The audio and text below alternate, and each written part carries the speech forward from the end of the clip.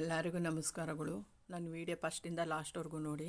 ಇವತ್ತು ಕಡಲೆಬೇಳೆ ಉಪ್ಪಿಟ್ಟು ಮಾಡ್ತಾಯಿದ್ದೀನಿ. ಸಬ್ಸ್ಕ್ರೈಬ್ ಮಾಡಿ ನನ್ನ ವೀಡಿಯೋ ನೋಡಿ ಇಷ್ಟ ಆದರೆ. ಇವತ್ತು ಕಡಲೆಬೇಳೆ ಉಪ್ಪಿಟ್ಟು ಮಾಡ್ತಾಯಿದ್ದೀನಿ. 1/4 kg ಕಡಲೆಬೇಳೆ ಐತೆ. ಇದನ್ನು ಬೇಯಿಸ್ಬೇಕು, ಚೆನ್ನಾಗಿ ಬೇಯಿಸ್ಕೊತೀನಿ. 1/4 kg ಬೆಲ್ಲ, ಅರ್ಧ kg ಮೈದಾ ಹಸಿಟ್ಟು, ಚಿರೋಟಿ ರವೆ 1 ಕಪ್ಪು ಚಿಕ್ಕ ಕಪ್ಪಲ್ಲಿ ತಗೊಂಡಿದ್ದೀನಿ, 1 ಹೋಳು ಕಾಯಿ, ಆಮೇಲೆ ಏಲಕ್ಕಿ ಕಾಯಿ ನೋಡಿ ಇಷ್ಟು ಹಾಕಬೇಕು. ಆಡಿಸುವಾಗ ರುಬ್ಕೊಳ್ಳುವಾಗ ಹಾಕ್ಕೊಳ್ಳೋದು. ಇದನ್ನು ಸ್ವಲ್ಪ 1 ಚಮಚ ಅರಿಶಿನ ಪುಡಿ, ತುಪ್ಪ ಸ್ವಲ್ಪ. ಇದನ್ನು ಇಷ್ಟನ್ನು ಮಾಡಿಬಿಟ್ಟು ಕಡಲೆಬೇಳೆ ಆಡಿಸಿ ಆಮೇಲೆ ತೋರಿಸ್ತೀನಿ ನಾನು. 1 ಚಿಟಿಕೆ ಉಪ್ಪು ಹಾಕ್ತಾಯಿದ್ದೀನಿ ನೋಡಿ. ಮೈದಾ ಹಿಟ್ಟಿಗೆ ಉಪ್ಪು ಹಾಕಬೇಕು ಕಲಿಸುವಾಗ, ಅದಕ್ಕೆ ಉಪ್ಪು ಹಾಕ್ತಾಯಿದ್ದೀನಿ.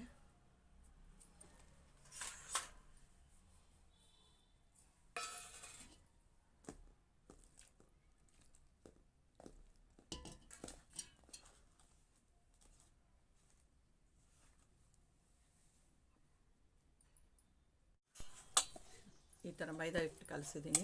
ಕಡಲೆಬೇಳೆ ಬೇಯೋವರೆಗೂ ಇದು ಬನ್ನಿ ಬರ್ತದೆ. ಆಮೇಲೆ ಪಾಕ ಆಡಿಸ್ಬಿಟ್ಟು ತೋರಿಸ್ತೀನಿ. ನೋಡಿ ಕಡಲೆಬೇಳೆ ಬೆಂದಿದೆ. ಇದನ್ನೇ ಸಾರು ಇದು ಕಟ್ಬಿಟ್ಟೈತಲ್ಲ, ಇದಕ್ಕೆ ಒಂದು ಸ್ವಲ್ಪ ಬೆಲ್ಲ ಹಾಕಿದ್ರೆ, ಏಲಕ್ಕಿ ಕಾಯಿ ಹಾಕಿದ್ರೆ ಒಬ್ಬಿಟ್ಟು ಹಚ್ಕೊಂಡು ತಿನ್ನೋದು ಚೆನ್ನಾಗಿರ್ತದೆ ನೋಡಿ. ಹಿಂಗೆ ಬಸಿಬೇಕು.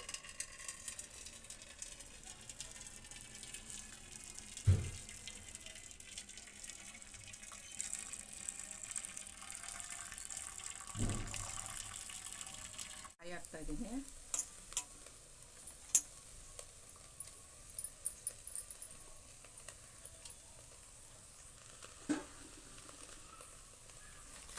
ಬೆಲ್ಲ ಹಾಕ್ತಾಯಿದ್ದೀನಿ.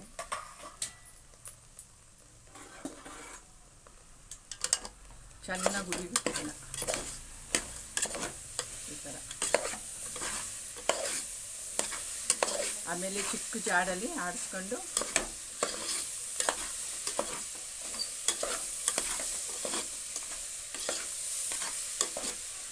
ಇದು ಕಡಲೆಬೇಳೆ ಉಬ್ಬಿಟ್ಟಲ್ವಾ, 2 ದಿನ ಚೆನ್ನಾಗಿರ್ತದೆ. 3ನೇ ದಿನಕ್ಕೆ ತಿನ್ಕೋಬೇಕಷ್ಟೆ, ಉಳಿಸ್ಬಾರ್ದು.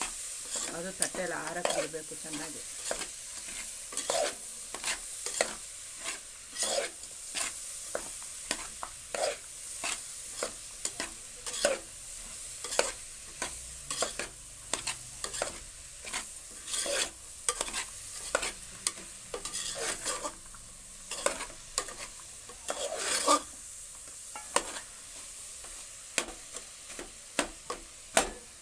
ಏಲಕ್ಕಿ ಕಾಯಿ ಹಾಕೊಂಡು ಹುರಿತಾಯಿದ್ದೀನಿ. ರುಬ್ಕೊಂತೀನಲ್ಲ ಚೆನ್ನಾಗಿರುತ್ತೆ ಗಮ್ಮಂತ ಅಂತ ಈಗ ಹುರಿತಾಯಿದ್ದೀನಿ. ಅದನ್ನು ಹಾಕೊಂಡಿದ್ನಲ್ಲ ಆವಾಗಲೇ ಬೆಲ್ಲದಲ್ಲಿ ತೋರಿಸಿದ್ನಲ್ಲ ಏಲಕ್ಕಿ ಕಾಯಿ